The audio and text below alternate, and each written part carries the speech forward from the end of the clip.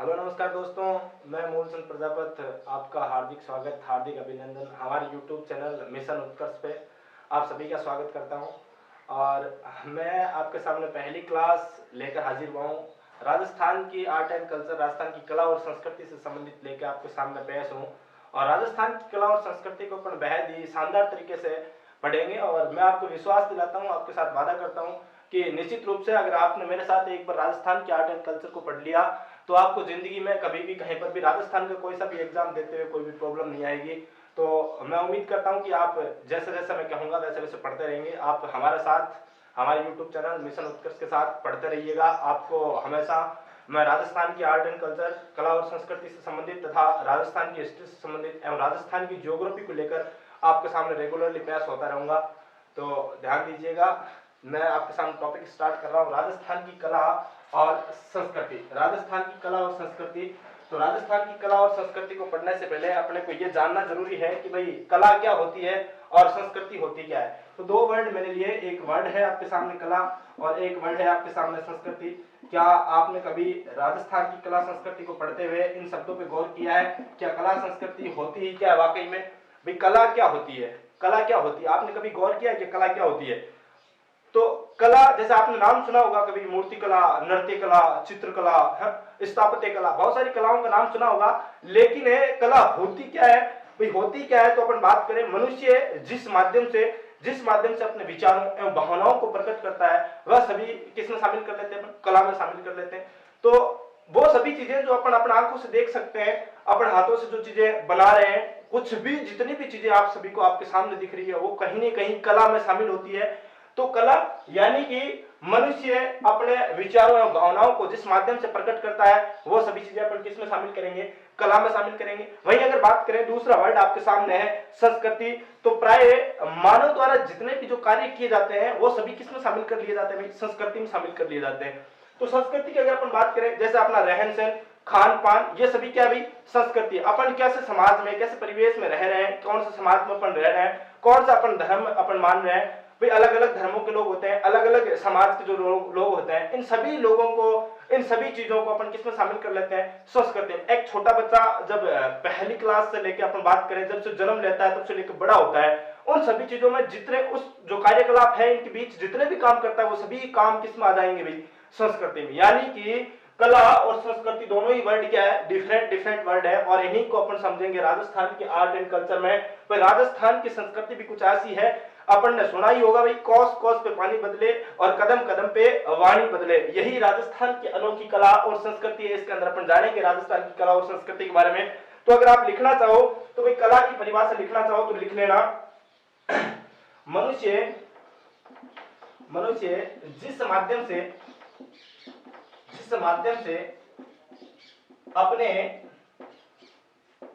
अपने विचारों एवं भावनाओं को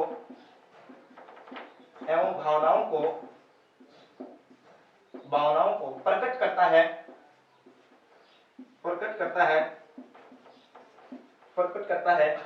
कला कहलाती है। क्या कहलाती है भाई?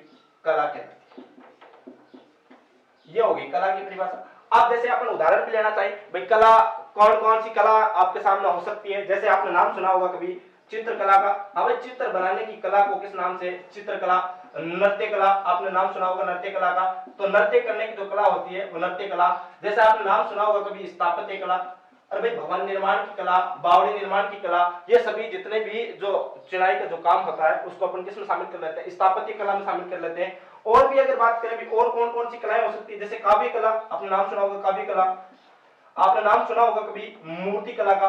तो ये सभी कला के अपन उदाहरण लेके चल सकते हैं। बाकी जितनी भी चीजें अपने आसपास अपने को दिखाई देती है वो सभी कहीं न कहीं किसी न किसी दायरे में कला में शामिल होती है। वही अगर अपन बात करें संस्कृति, प्राय जो संस्कृति है इसकी परिभाषा लिखना चाहें तो लिख लेना, प्राय मानव द्वारा या मनुष्य द्वारा किया गया व्यवहार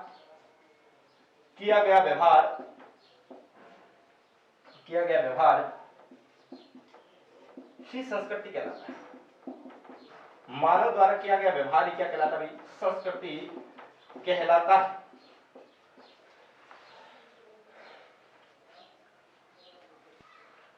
हाँ, तो अपन बात कर रहे हैं राजस्थान की कला संस्कृति, और इसमें अपन आज जो नया टॉपिक पढ़ेंगे वो टॉपिक पढ़ेंगे राजस्थान के लोक देवता। राजस्थान के लोक देवताओं को लेकर अपन आज चर्चा करेंगे। कला और संस्कृति का पहला ही टॉपिक राजस्थान के लोक देवताओं से। अब अपन ने बात की संस्कृति, अपन जिस परिवेश में रहते हैं वहां पर अंधविश्वासों का बहुत बड़ा ढेर, और उसी में अपन बात करते हैं सबसे बड़ा जो अंधविश्वास है वो यहीं से स्टार्ट होता है। तो इसी अंधविश्वास के साथ अपना शुरू करते हैं राजस्थान के लोक देवता टॉपिक को लेकर। तो लोक देवता होता ही क्या है, सबसे पहले अपन बात करें भाई लोक देवता किनको कहेंगे। क्या सभी देवताओं को अपन लोक देवता की श्रेणी में रखते हैं? तो ऐसा है क्या भाई, मैंने नाम लिख दिया, जैसे यहाँ पर नाम लिख दिया हनुमान जी, भैरू जी, ये लो भैरू जी, नाम लिख दिया रामदेव जी, ये लो तेजा जी, श्याम जी। क्या ये सभी लोक देवता है?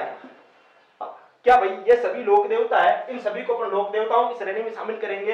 तो ऐसा कदापि नहीं। आप कहेंगे सर ऐसा कदापि नहीं है, क्योंकि हनुमान जी, जैसे अपन बात करें श्याम जी, भैरू जी, ये तो तीनों देवता है, और इनमें बात करें भाई रामदेव जी की बात करें, तेजा जी की बात करें, ये लोक देवता है। ऐसा क्यों भाई? लोक देवता और देवता में क्या फर्क होता है? तो बहुत बड़ा फर्क आपके सामने है, मैं अभी आपको उजागर कर देता हूं।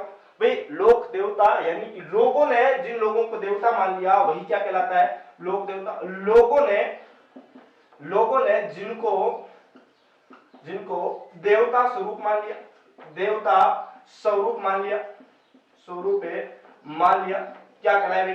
लोक देवता कहलाए। लेकिन लोग क्या हर किसी को देवता स्वरूप मान लेते हैं क्या? क्या आपको कभी किसी ने लोक देवता की श्रेणी में काउंट किया? मुझे तो नहीं किया, आज तक किसी ने नहीं किया। हाँ, क्या लोगों ने आपकी कभी पूजा की? नहीं की। लेकिन इन लोगों की पूजा क्यों करते हैं लोग? क्यों इनको देवताओं की श्रेणी में काउंट कर लेते हैं? ऐसा इन्होंने क्या विशेष किया जो इनको लोगों ने लोक देवता की उपमा दे दी? हाँ भाई, इन्होंने कुछ तो विशेष किया होगा। तो क्या कौन कौन से लोगों को लोक देवताओं की श्रेणी में रखा गया है? हाँ भाई, वह महान पुरुष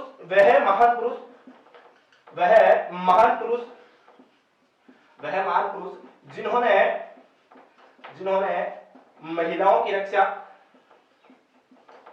महिलाओं एवं गो रक्षा की तथा जन जन के प्रिय बन गए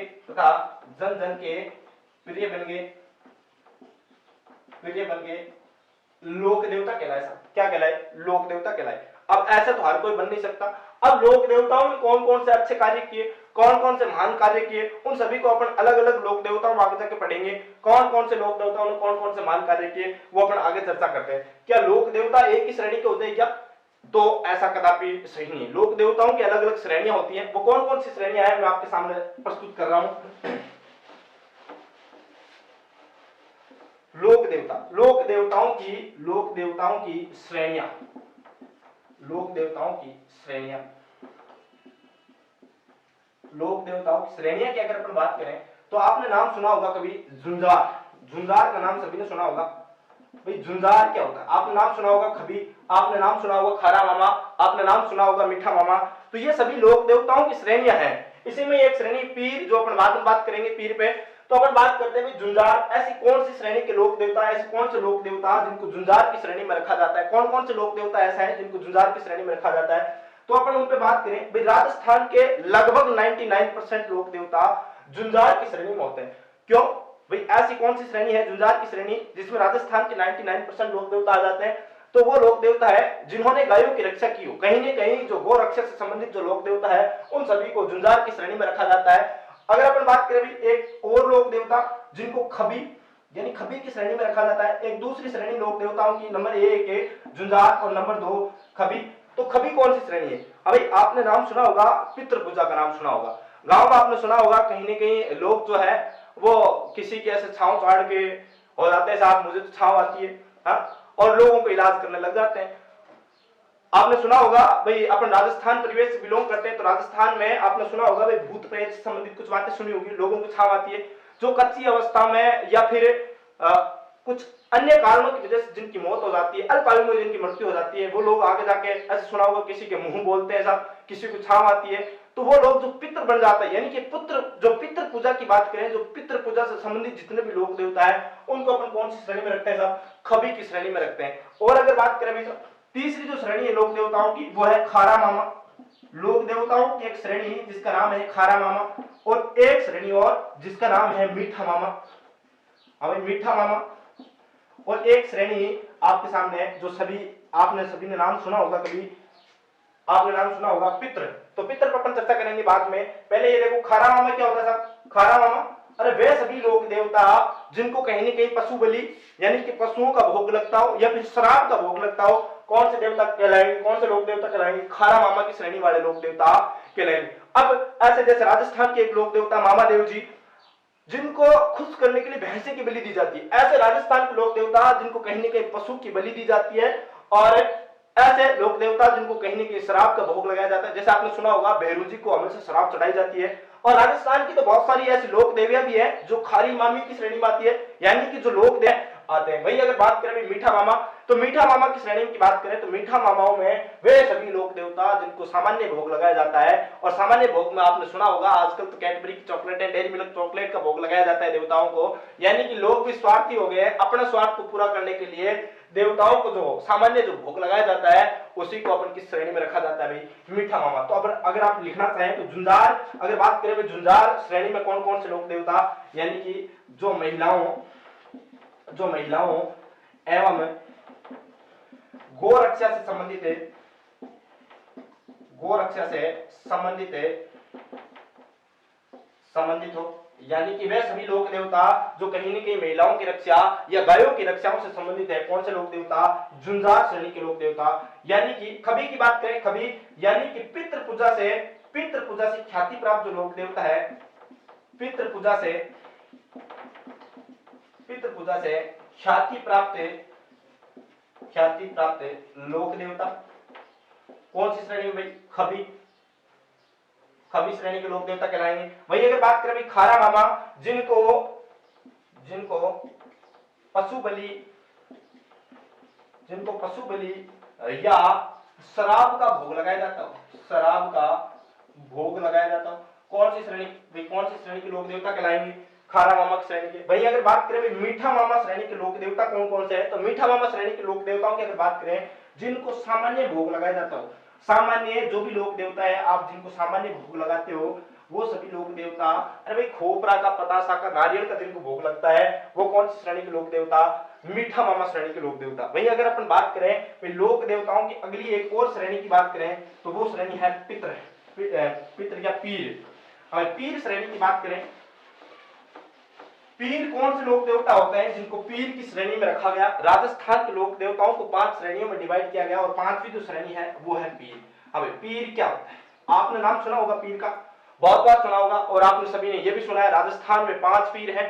तो वो पीर होते क्या है? वैसे सामान्यतः जो पीर वर्ड है ये मुस्लिम समाज में ज्यादा प्रयोग लिया जाने वाला वर्ड है, लेकिन फिर भी हिंदू समाज में प्रचलित है और राजस्थान में खास तौर से प्रचलित है एक वर्ड जिनको कहा जाता है पीर। यानी कि पीर श्रेणी के वे लोक देवता, वे सभी लोक देवता जिनको हिंदू और मुस्लिम धर्मों में एक साथ पूजा करते हैं। हिंदू धर्म के लोग भी पूजते हैं और वहीं मुस्लिम धर्म के लोग भी पूजते हैं। ऐसे लोक देवताओं की कौन सी श्रेणी में रखा जाता है? पीर श्रेणी में रखा जाता है। यानी कि जिनकी पूजा हिंदू मुस्लिम में समान रूप से करें,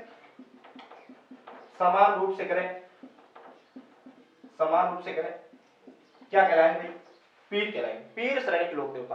अब अगर बात करें इन पीरों की तो ये पीर राजस्थान में संख्या में कितने हैं? तो 5 है। राजस्थान में पीर कितने भाई? राजस्थान में 5 पीर है। राजस्थान में कितने पीर? 5 पीर। अब बात करें भाई गुरुजी ये 5 पीर है कौन कौन से? ऐसे कौन से लोक देवता हैं जिनकी हम भी पूजा करते हैं और साथ में मुस्लिम समाज के लोग भी पूजा करते हैं? तो ये लोक देवताओं की अगर बात करें एक छोटी सी ट्रिक आपके सामने रखना चाहूंगा। आपने सुना होगा, ट्रिक भी सुनी होगी पहले, गोपा राम है। गोपा राम है। अब इन गोपा राम है इस ट्रिक के मैं अलग अलग वर्ड लिख देता हूं। गोपा का मतलब, गो का मतलब गोगा जी, आपने नाम सुना होगा गोगा जी, यानी गोगा जी की पूजा हिंदू धर्म में भी की जाती है और अगर बात करें तो मुस्लिम धर्म में भी की जाती है। पा का मतलब पाबू जी, हमें पाबू जी की पूजा भी हिंदू और मुस्लिम में दोनों धर्मों में की जाती है। भैया अगर बात करें राम, रा से बात करें तो रामदेव जी, अब रामदेव जी। अगर बात करें मैं से तो मेहाजी मांगड़िया, हाँ भाई कौन से? मेहाजी मांगड़िया। अगर बात करें भाई है की बात करें तो है से हड़बू जी, कौन से लोक देवता? हड़बू जी लोक देवता। हाँ भाई राजस्थान के जो पंच पीर है यानी कि 5 जो पीर हैं इनको पंच पीर की उपमा दी गई। और ये पंच पीर जो आपके सामने है, गोगा जी, पाबू जी, रामदेव जी, मेहा जी मांगलिया और हड़बू जी। अब इन 5 पीरों की अपन बात करेंगे। राजस्थान में जब लोक देवताओं की बात करते हैं तो सबसे पहले इन्हीं 5 पीरों की बात करेंगे, डिटेल से बात करेंगे। 5 जो पीर है इनके बारे में कौन कौन सी डिटेल है वो आपके सामने प्रस्तुत करेंगे।